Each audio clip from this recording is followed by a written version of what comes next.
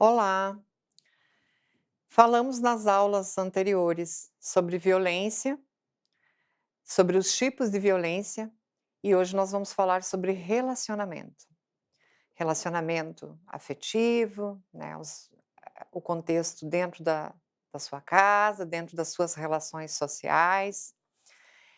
Como está o seu relacionamento? Como está o seu nível, a saúde do seu relacionamento?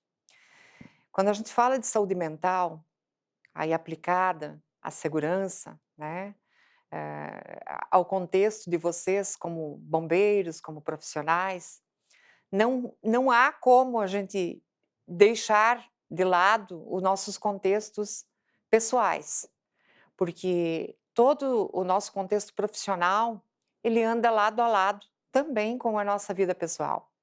Vocês têm passado por algumas mudanças, né, às vezes de cidade, nesse novo trabalho, nesse novo desafio, em assumir, esse concurso, tiveram que mudar, abrir mão de algumas coisas, de algumas situações, se adaptar a novas situações. E hoje a gente traz, né, esse contexto de relacionamento, até para você pensar, como está então a saúde do seu relacionamento? Tá tudo bem? Tem alguma coisa que não tá legal? Não tá bem? Né, o que está acontecendo? Será que eu estou feliz? Será que a outra pessoa está feliz comigo? Né, como eu tenho agido? Como eu tenho estado? Né, eu tenho tido um tempo para minha família, para minha esposa, para o meu companheiro, para o meu esposo, né, para os meus parceiros. Como que tá essas relações de vocês? Né, então é essa reflexão que a gente vai fazer hoje nessa aula. Por que essa imagem, né? O que acontece quando a gente coloca as nossas coisas para lavar dentro de uma máquina? Elas têm vários movimentos, não tem? Uma máquina de lavar, ela faz muito movimento, né? Então, a referência que eu trago, né, dessa imagem é: como que tá tudo isso dentro desse contexto da sua vida pessoal? Como que ela tá rodando, né? Como que ela tá indo, né?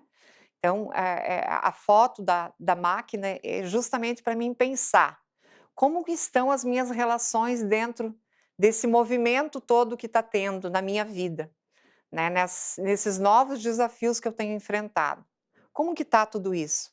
Está num ritmo tranquilo? Está num ritmo mais acelerado? Como que está tudo isso, né? E aí a gente traz a questão das relações já para um contexto bem, de pares, né? E eu gosto muito dessa imagem onde diz que apaixonar-se é fácil, mas permanecer no amor, esse é o desafio, né, esse é o maior desafio. A gente sempre, quando a gente traz a questões das relações, né, dos relacionamentos, eu sempre digo que a gente passa por estágios nos nossos relacionamentos, que é o processo de atrair, de conquistar e de manter esses nossos relacionamentos. Quando a gente está num processo de atrair, que é aquele início de um namoro, início de um relacionamento, a gente faz de tudo para atrair essa pessoa. É um início de um relacionamento, né.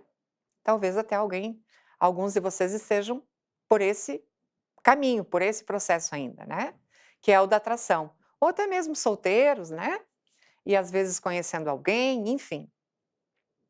Então, esse processo de relacionamento envolve o atrair, que é um processo, né, de início, o de conquista, que é aquele, se eu já estou num relacionamento, eu vou conquistar essa pessoa, eu vou fazer o que ela gosta, vou tentar conquistá-la fazendo um prato, uma viagem, algo que ela goste, sempre com o intuito de conquistá-la. Esses 2 processos são tranquilos, que é o atrair e o conquistar. E aí a gente passa por outro nível, que é muito mais complexo, que é o manter. Como está a manutenção desses meus relacionamentos? Eu tenho conseguido manter esse meu relacionamento? Então o manter é o mais difícil dentro das relações, né. Atrair tranquilo, a gente, né, faz, age de tal forma e acaba conquistando essa pessoa, mas o manter é o mais difícil. E quando eu chego no processo do manter, eu preciso voltar lá novamente no atrair e no conquistar. Eu preciso estar retomando sempre nesses estágios, certo? E quando você conhece essa pessoa, ou até mesmo está com essa pessoa hoje, dentro desse teu contexto de relacionamento, você é uma pergunta bem importante, você se fazer e até mesmo fazer para o outro. Você crê, você acredita que seria capaz de conversar com prazer com essa pessoa até a sua velhice? Então isso é importante a gente se questionar. Será que eu vou ter uma comunicação com essa pessoa que eu estou vivendo quando eu estiver lá, bem idoso, na minha velhice? Nós vamos ter assuntos, nós vamos ter o que conversar ou não, né? Esse é um bom início para algumas reflexões em relação a essas nossas relações. E aí a gente traz um ponto importantíssimo, né, que é a questão do diálogo. Não tem como um relacionamento se manter se não houver um bom diálogo. Então, tudo aquilo que estiver me incomodando, que não está bem, eu preciso falar, né? O falar é sempre o primeiro passo. Eu preciso colocar para o outro que o que eu estou sentindo, o que eu quero, me manifestar, me colocar nas situações onde e ouvir também. O diálogo não é só o falar, o diálogo é também o ouvir o outro. Como está essa questão da minha escuta? Eu tenho ouvido o outro? Eu tenho ouvido esse meu parceiro, a minha parceira? Eu tenho escutado as angústias dela, o que ela traz nesse relacionamento que eu estou vivendo? Ou eu estou nesse estágio? Muitas vezes existem muitos casais, né? Muitas situações onde estão juntos, mas estão vivendo uma solidão a dois. Às vezes os casais têm uma tendência a, quando iniciam um relacionamento ou quando estão, se afastam dos amigos, se afastam da família e criam um tipo de blindagem, né? Será que eu não estou vivendo uma solidão a dois? Onde eu me fechei para os meus amigos, para os meus familiares? Como que está tudo isso, né? Para mim ter um relacionamento eu não preciso me fechar, eu posso continuar tendo as minhas amizades saudáveis, posso ter contato com os meus familiares, né? Eu não tenho como ficar numa bola e me blindar somente eu e o meu parceiro ou a minha parceira. Ou também a gente pode ver esse contexto da solidão a dois de um outro ângulo. Será que eu não estou vivendo com alguém, mas no mesmo tempo estamos vivendo uma solidão porque não há conversa, não há diálogo, não há o contato físico, não há o amor, não há o carinho? Como que está tudo isso? Né? A gente precisa olhar por esses dois ângulos. E dentro desse contexto do diálogo, existem muitas palavras que acabam, às vezes, matando os relacionamentos, né? Matam a relação. Às vezes, o falar alguma coisa para o outro, eu posso magoar. Por isso que sempre é importante a gente pensar no que eu vou dizer, no que eu vou falar, porque uma palavra, às vezes, pode ficar remoendo, pode magoar, pode deixar o outro em situações de sofrimento por dias, por meses e por anos, tá? Então, muito cuidado com o que eu digo para o outro. Vou trazer agora para vocês algumas palavras, algumas situações que podem ferir muito uma pessoa, né? Por exemplo, quando eu falo essa palavra mentiroso ou mentirosa, isso é algo que mata a confiança do outro. Quando alguém fala isso para outra pessoa que ela vive. Ou eu nunca vou mudar. Isso acaba matando toda a esperança que você tem de dias melhores com essa pessoa. A gente não pode ficar engessado, né? A gente precisa sempre estar aberto para as mudanças. O que eu preciso mudar? Será que eu estou fazendo o outro feliz? né, ou não. Eu estou feliz? Então essa questão de: "Ah, eu nunca vou mudar", isso é complicado, né. Isso acaba matando toda a esperança que eu tenho de dias melhores com o outro, né. Ou essa outra palavrinha, depois, né, depois. Depois a gente conversa, depois a gente fala, depois a gente sai, depois a gente viaja e o depois vai ficando e não se resolve nada, né. Só vai se tampando ou colocando aquela sujeirinha embaixo do tapete e os problemas vão criando uma amplitude muito maior. Todos os problemas que você estiver passando, você precisa resolver. Se você não resolve, isso vai vir à tona de uma forma muito mais intensa, né, com muito mais força. E aí, fica mais complicado para resolver. Então a gente precisa ir resolvendo os problemas à medida que eles vêm aparecendo. Uma outra palavra que fere muito: "Me arrependo de ter casado com você. Me arrependo de ter entrado nesse relacionamento com você. Me arrependo de ter me envolvido com você". É uma palavra São palavras muito fortes e que acabam magoando o outro numa instância de extrema, né. Isso acaba matando o sentimento do outro. Estúpido, estúpida, né, seu grosso, sua grossa, né, então, assim, são palavras que acabam matando o amor próprio. Então, assim, por que essa aula de hoje, né? Importante você pensar como tem sido esse meu diálogo com o meu par, né?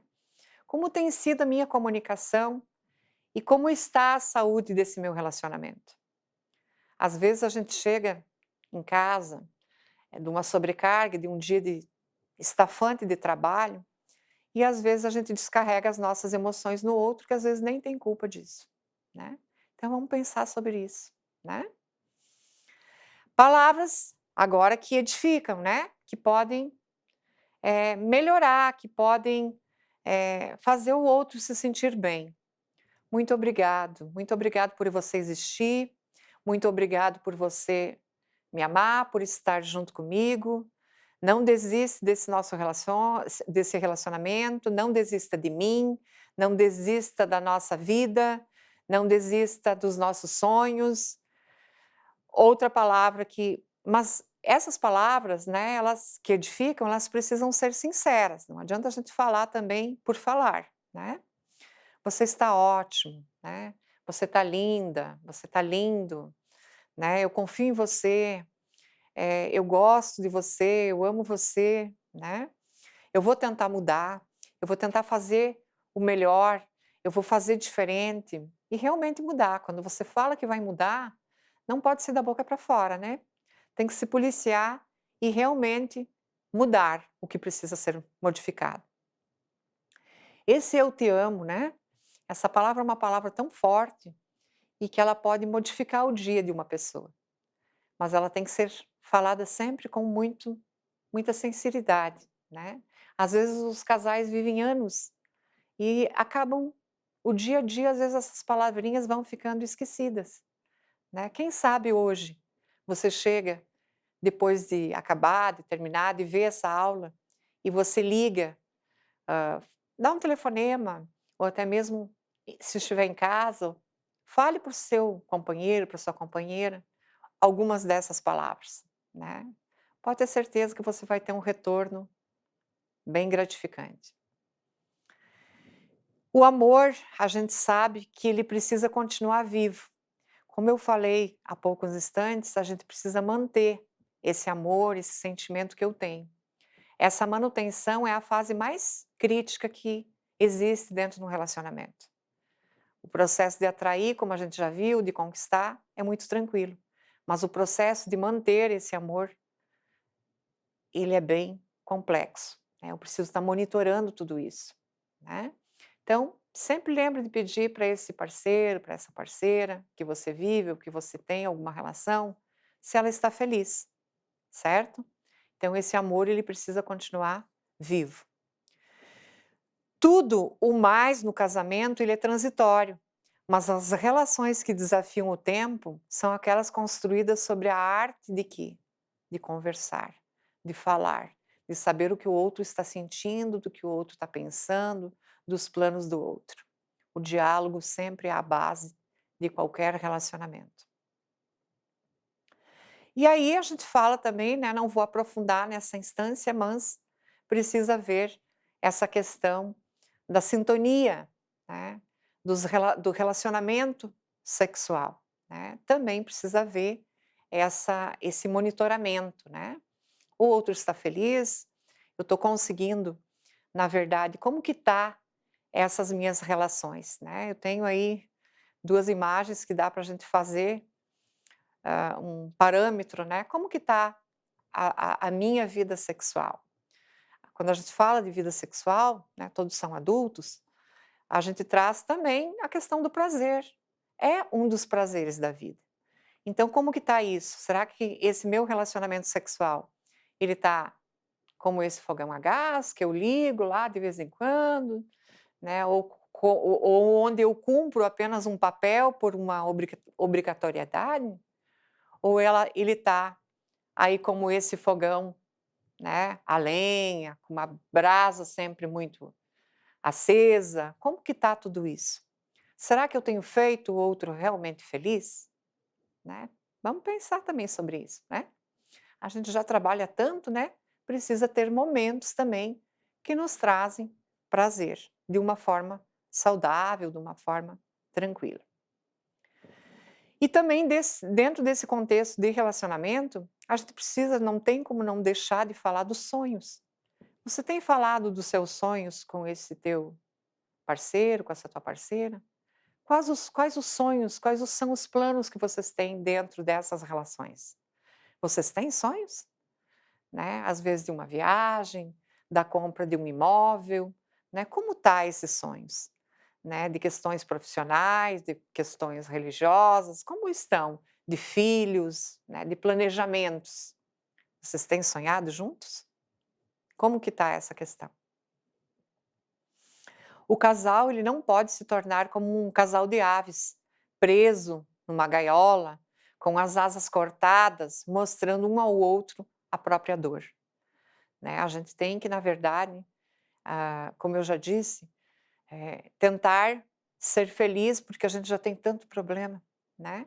Então vamos tentar facilitar um pouquinho a vida dessa pessoa que eu vivo, tentando trazer para ela momentos mais felizes.